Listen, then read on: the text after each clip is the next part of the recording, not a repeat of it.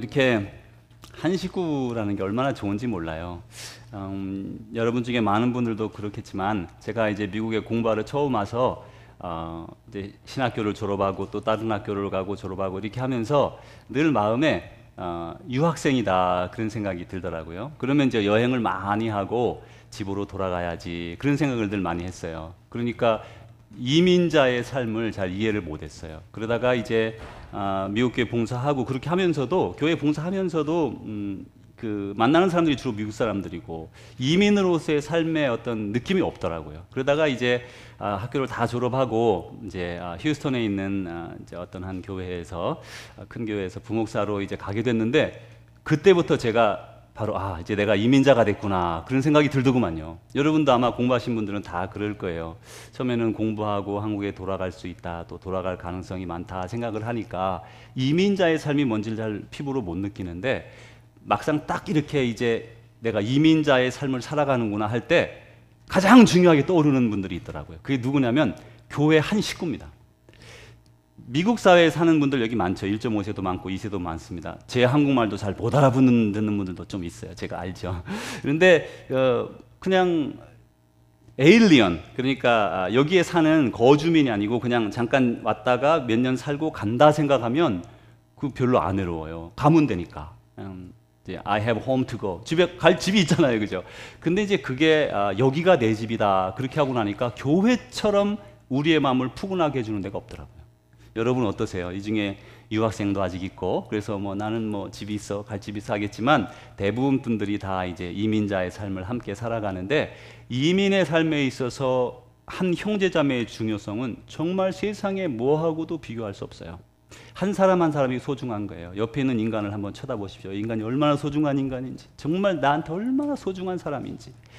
멀리 있는 형제자매를 다 만날 수는 없잖아요. 그죠? 뭐 한 식구가 뭐 10형제가 있다 해도 말이죠. 다 만나지 못해요. 그러나 매주 이렇게 와서 오기만 하면 만나는, 뭐 다 마음에 맞는 것도 아니고 다 마음에 안 맞는 것도 아니에요. 그런 점이 다 서로들 조금씩 있지만 이렇게 만날 수 있는 친구가 있다는 거, 함께 상의하고 얘기할 사람도 있다는 거. 여러분 이게 교회가 축복이에요. 그래서 여러분 교회를 위해서 늘 함께 이렇게 겸손하게 자신을 내려놓고 봉사하고 섬기고 사랑하고, 여러분 그것을 끊지 마십시오. 계속 하세요.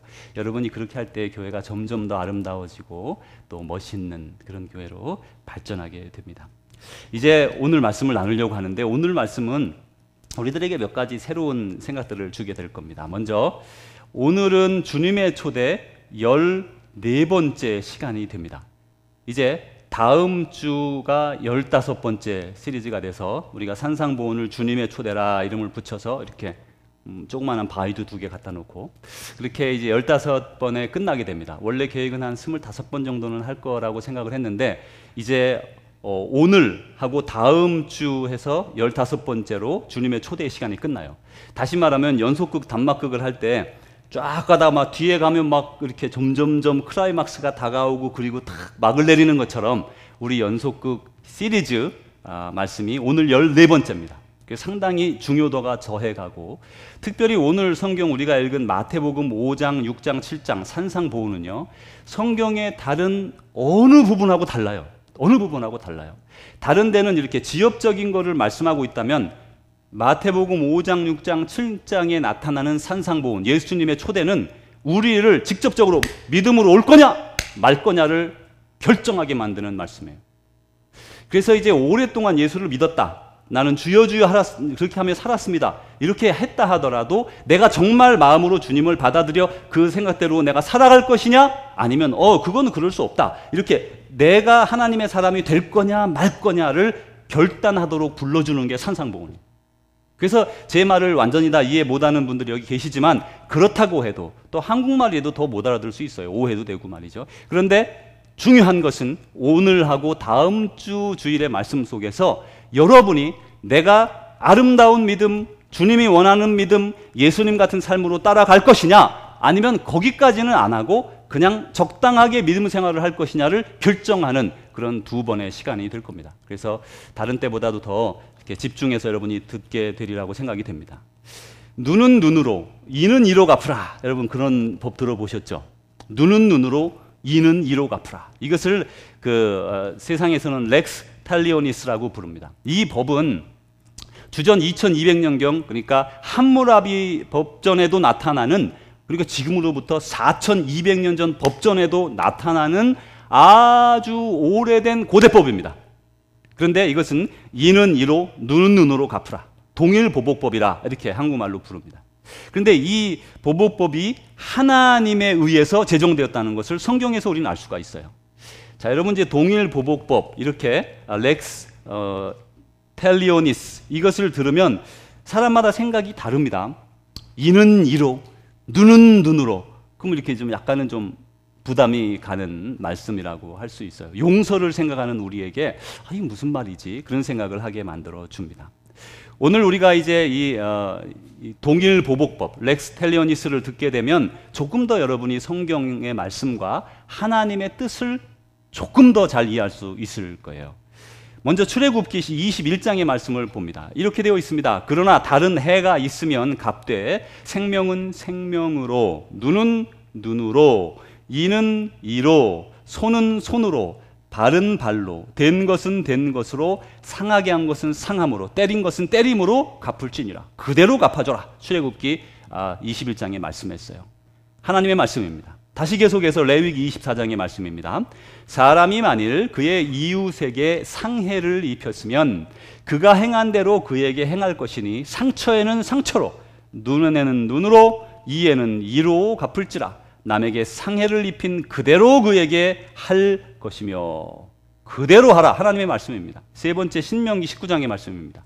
내 눈이 긍휼히 여기지 말라. 생명에는 생명으로, 눈에는 눈으로, 이에는 이로, 손에는 손으로, 발에는 발로니라.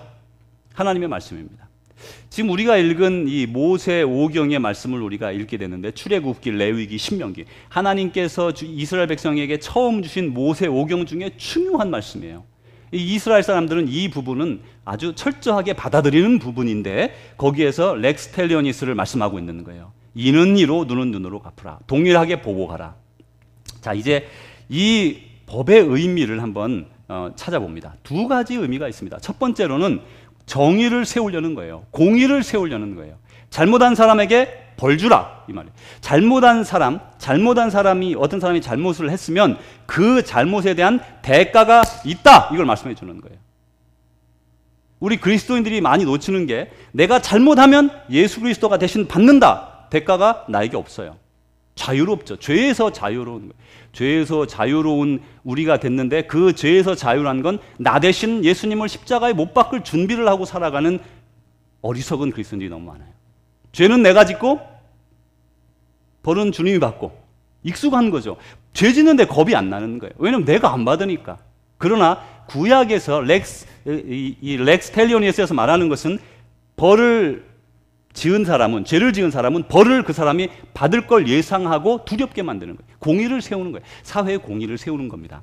두 번째로 이 법의 참 의미는 더 중요한 건데, 복수의 한계를 정하는 거예요.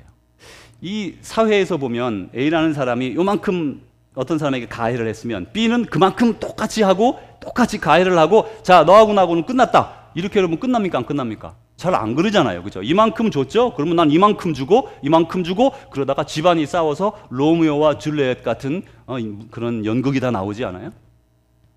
똑같이 갚지 않습니다. 더 강하게 갚고, 더 나쁘게 갚고, 더 지독하게 갚고, 그러다가 원수가 돼서 민족과 민족 간에 싸우고, 나라가 나라 간에 싸우는 거죠.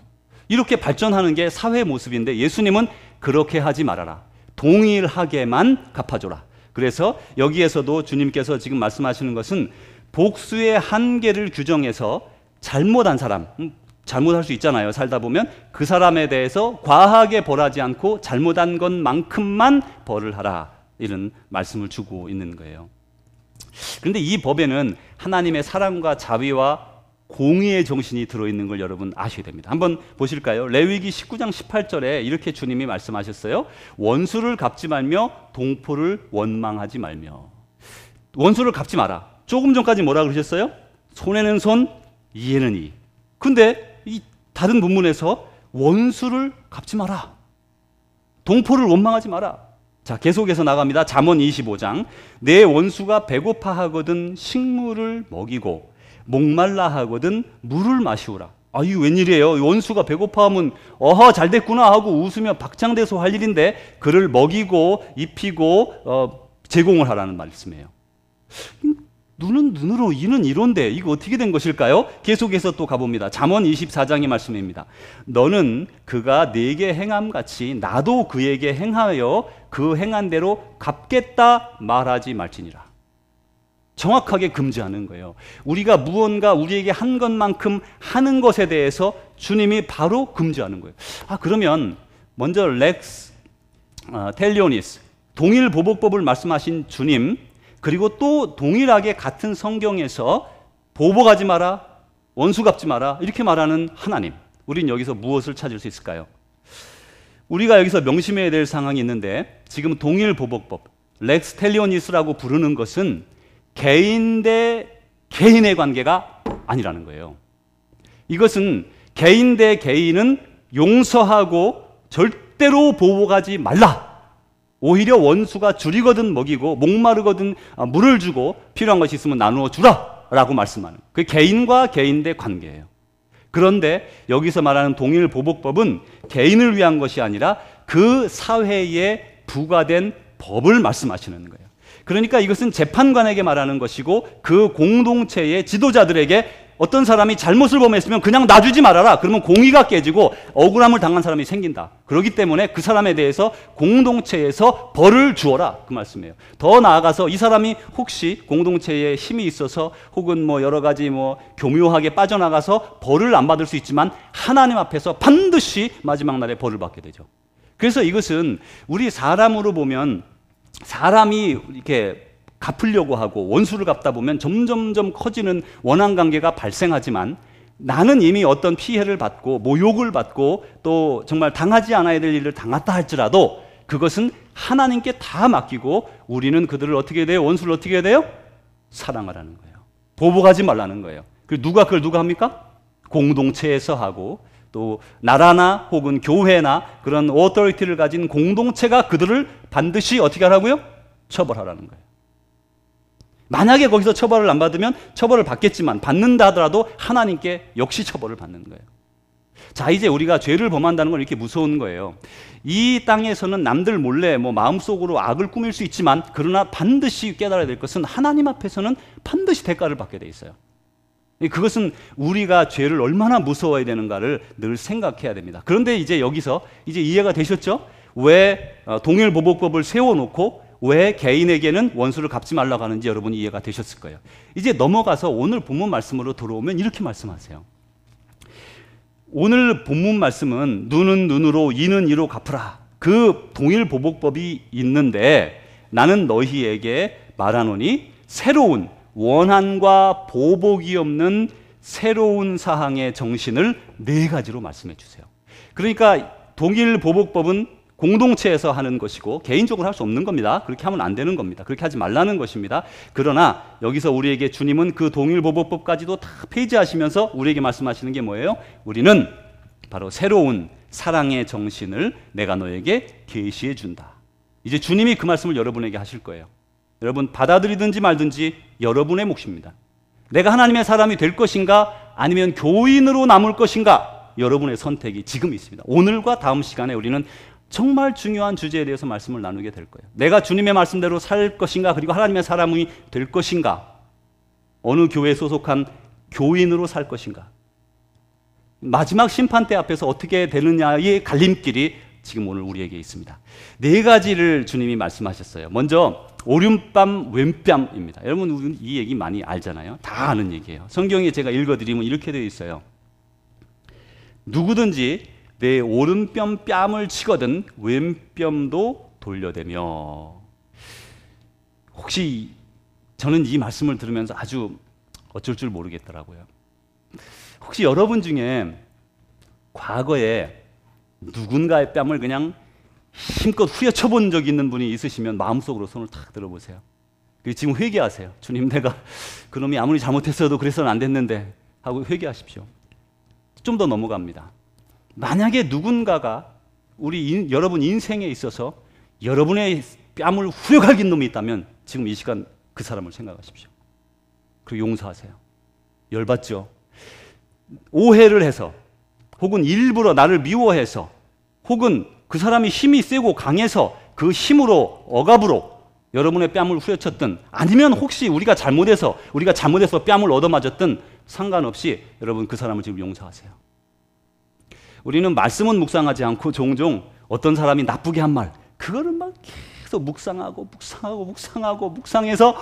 그 사람만 보면 그 말씀이 막 떠오르잖아요. 그러지 마세요. 그거 가치 없는 겁니다. 그런 사람 가치 없어요. 여러분이 하나님 말씀을 묵상하세요. 어떤 사람이 이렇게 오해했고 어떤 사람이 저렇게 말했고 어떤 사람이 이렇게 했고 아무 가치 없어요. 여러분 인생에 도움이 안 돼요. 그냥 그건 넘기는 거예요. 그리고 하나님 말씀을 묵상해야 돼요. 그래 이제 이 누군가에게 뺨을 맞아본 사람은 뭐 때려본 사람은 잊어버렸을런지도 모르지만 맞아본 사람은 여러분 평생 못 잊습니다. 여러분 중에 뺨을 맞아본 분이 있을 수도 있어요. 뭐 살다 보면 그런 일이 발생할 때가 있습니다. 정말 잊을 수 없습니다. 그 치욕과 모욕감이라는 거는요, 잘 씻기지가 않아요. 뭐 얼굴에 검정 묻으면 뭐 이렇게 세수하면 씻어지고 말이죠. 뭐 목욕하면 다 씻어지는 거죠. 그러나 뺨을 세게 얻어맞는 그런 일이 발생했다면 우리 못 잊어먹습니다. 그 사람 못 잊어먹습니다. 그런데 오늘 예수님 말씀 뭐예요? 오른뺨을 그냥 아주 세게 아주 한 대 얻어맞았어요. 그럴 때 어떡하라? 내 왼뺨도 돌려대라. 이게 우리를 어쩔 줄 모르게 만드는 거예요. 내 잘못도 없는데 오른뺨을 세차게 맞아서 일평생 잊지 못할 그런 상처를 내 마음에 갖기 시작했는데 그 자리에서 주님이 우리에게 주는 말씀이 뭐예요? 왼뺨도 돌려대라. 근데 여러분 보세요. 오른뺨은 이렇게 치잖아요. 오른손잡이라 치고 오른손으로 때리죠. 왼뺨은 어떻게 합니까? 이렇게 가거든요. 이게 성경에서 말하는 게 그런 말씀이에요. 왼뺨이라는 게 그런 의미예요. 오른뺨은 손바닥으로 때리지만 왼뺨은 손등으로 때리는 겁니다. 손등으로 때리는 거, 이렇게 치는 것을 당시에 그 유대인들은 그거의 이중적 멸시 행위라고 봤어요. 오른쪽으로 때리는 것과 비교할 수 없는 이중적 멸시 행위라고 왼손으로 때리는 것을 그렇게 보았단 말이에요. 근데 예수님 지금 뭐라 그래요? 내가 아무 죄가 없이 오른뺨으로 신나게 한 대 세게 얻어맞았다면 즉시 왼뺨을 돌려대면서 당신이 나를 쳐서 마음이 풀리겠거든 저를 치십시오.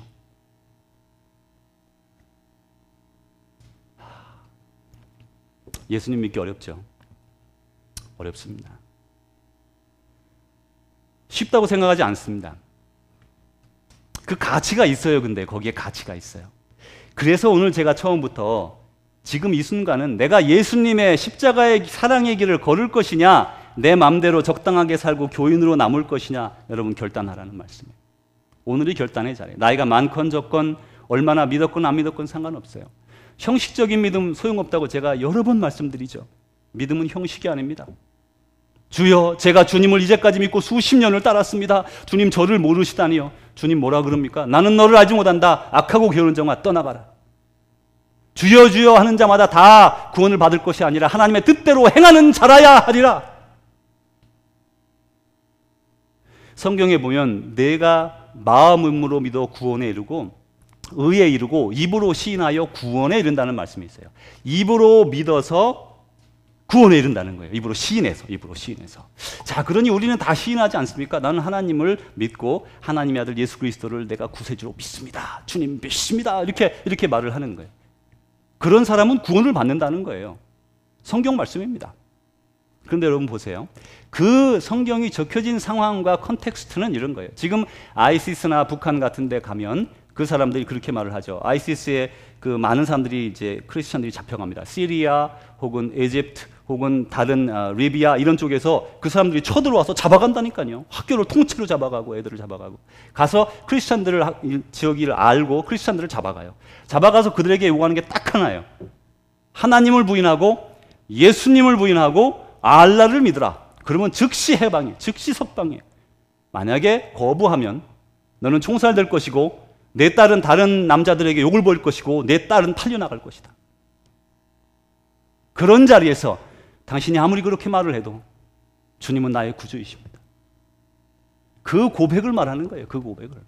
그래서 성경에 말하기를 예수님이 사탄이 나는 당신이 누군 줄 압니다. 주여 당신이 나는 누군 줄 압니다. 이렇게 말할 때 사탄에게 그 말을 하지 못하도록 금하는 거예요. 주여 주여 하는 자가 중요한 것이 아니라 우리의 믿음이라는 것은 아버지의 가르쳐준 뜻대로 살 것이냐 말 것이냐 오른쪽이냐 왼쪽이냐 양이냐 염소냐 오늘 결정해야 되는 거예요. 물론 이제까지 미뤄왔습니다만은 오늘 그리고 다음 주일 우리는 결정을 내려야 돼요.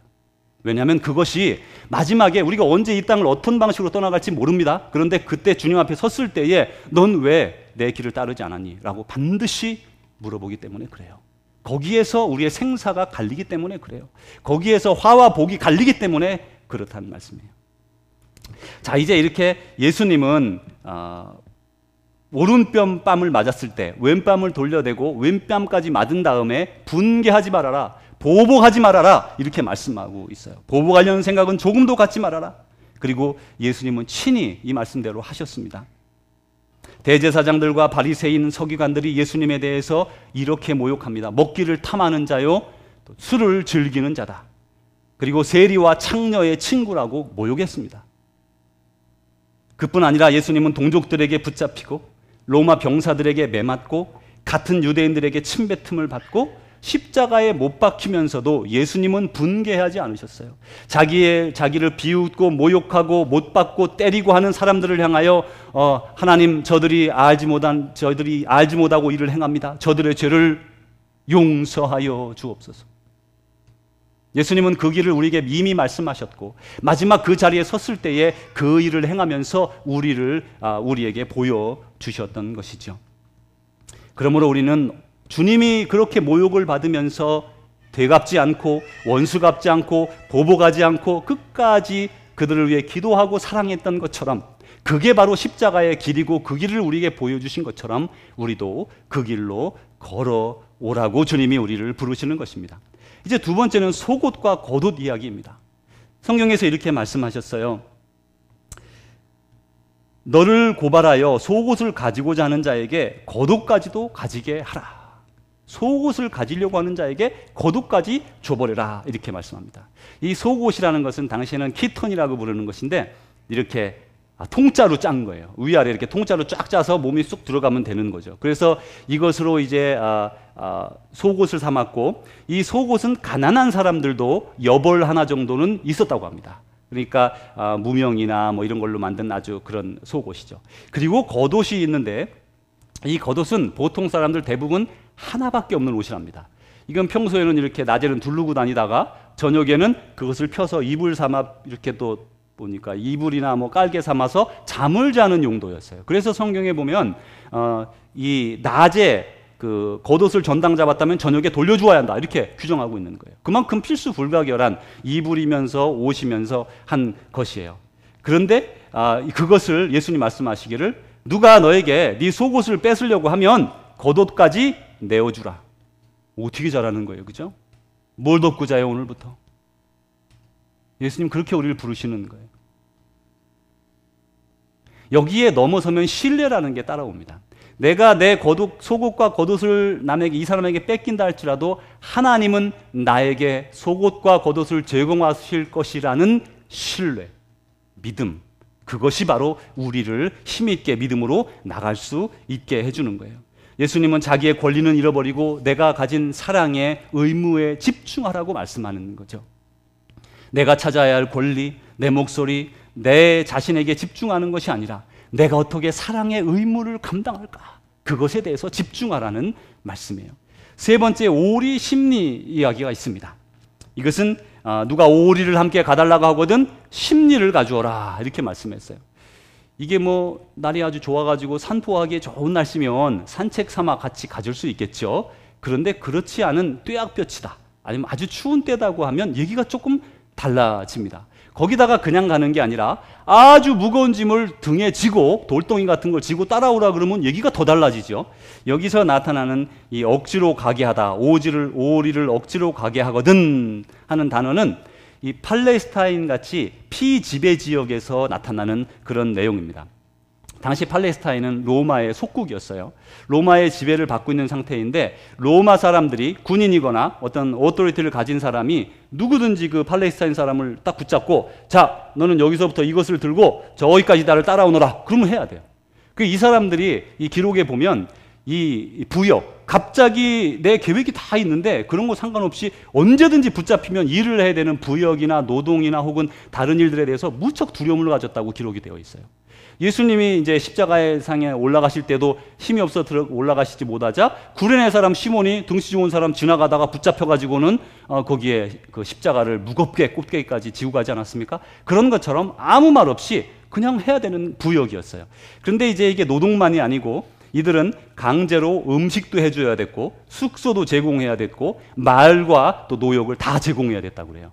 그러니까 이건 말할 수 없는 거죠. 로마 병사 가서 오늘 내가 너희 집에 쉬어야 되겠다. 그러면 식구들 못 자고 다 방을 내줘야 된다 그런 말이에요. 음식을 해줘야 된다 그런 말이에요. 그런 상황에서 오리를 가주라고 하면 십리를 가져라 이렇게 말씀하는 거예요. 정말 얼토당토하는 상황에서 역사의 지금 비극 상황 속에서도 예수님은 말씀하시기를 내가 너에게 감당된 부분보다 더 성실하게 해주라 라고 말씀하고 있어요. 계속해서 구하는 자에게 구워주라 이렇게 말씀했습니다. 우리의 삶 속에서는 물질적으로 정신적으로 여유가 참 많을 때가 있고 어떤 때는 저 깊은 계곡에 들어가 있는 것과 같은 그런 때가 있어서 그때는 정말 어렵고 힘들어요. 근데 그런 자리에 있는 사람이 어려움이 있는 사람이 우리들에게 다가와서 저를 좀 도와주십시오. 저에게 좀 빌려주십시오. 라고 말할 때 외면하지 말고 최선을 다해 도와줘라. 그게 주님의 말씀입니다. 위의 네 가지 상황 속에서 예수님은 우리 그리스도인들의 의무가 절대 보복하지 마라. 보복하지 마라. 심지어 악한 사람이 우리에게 손해를 입히는 것까지 허용하라. 허용하라.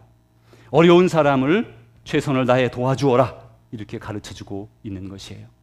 그리고 예수님은 몸소 그 일을 행하셨던 것입니다. 예수님 제자인 우리들은 그 십자가의 길, 사랑의 길로 부름을 받았어요. 베드로전서 2장 21절 23절 말씀입니다. 이를 위하여 너희가 부르심을 받았으니 그리스도도 너희를 위하여 고난을 받으사 너희에게 본을 끼쳐 그 자취를 따라오게 하려 하셨느니라. 예수님께서 우리에게 모범을 보이셔서 그 자취를 우리더러 따라오게 하려 하셨다 말씀하시는 거예요. 그는 죄를 범하지 아니하시고 그 입에 거짓도 없으시며 욕을 당하시되 맞대어 욕하지 아니하시며 고난을 당하되 위협하지 아니하시고 오직 공의로 심판하는 이에게 부탁하셨다. 여러분, 우리에게 예수님이 지금 아무 이유 없이 이렇게 고난을 받고 심판을 받고 재판을 받고 또 매를 맞고 있지만 그는 보복할 생각을 하지 않고 하나님께 모든 것을 맡기며 나아가는 것을 볼 수 있습니다. 예수님은 모든 형태의 보복을 금지하셨어요. 오히려 자기를 공격하고 찌르는 죄인들을 불쌍히 여기시고 인자한 마음으로 그들을 사랑하셨습니다. 그래서 오늘 우리가 이 자리에 있는 거예요. 예수님은 우리가 죄인 되었을 때 우리를 위해 돌아가신 거예요. 우리가 착하고 의로워서 우리를 위해 돌아가신 게 아니라 아직 우리가 주님 믿지도 않고 주님을 알지도 못하는 그때에 우리를 위해 대신 돌아가셨어요. 그리고 지금 오늘 우리를 부르셔서 하나님의 자녀된 우리로 이렇게 말씀하시는 거예요. 너희가 아직 아무것도 모르고 또 몰라서 너희들에게 범죄하고 죄짓고 너희를 찌르는 사람들을 향해 복수하지 마라. 너희들이 그러지 않았니? 내가 너희들이 한 것을 보여주니까 내가 한 것처럼 너희들도 그들에게 찔림을 당하고 오른뺨을 때리면 왼뺨을 돌려대고 속옷을 달라면 겉옷을 주고 그리고 구워달라면 구워주고 오리를 가라면 십리를 주어라. 그렇게 해서 사랑으로 그들을 구원하라. 사랑의 십자가를 지라. 우리를 부르시는 것이죠. 복수는 하나님의 특권이지 사람의 특권이 아닙니다. 로마서 12장에 이렇게 말씀하셨어요. 내 사랑하는 자들아 너희가 친히 원수를 갚지 말고 하나님의 진노하심에 맡기라. 기록되었을 때 원수 갚는 것이 내게 있으니 내가 갚으리라. 주께서 말씀하시니라. 그런 다음에 오히려 내 원수가 줄이거든 먹이고 목마르거든 마시게 하라. 그리함으로 내가 숯불을 그 머리에 쌓아놓으리라. 악에게 지지 말고 선으로 악을 이기라. 이렇게 말씀하셨어요.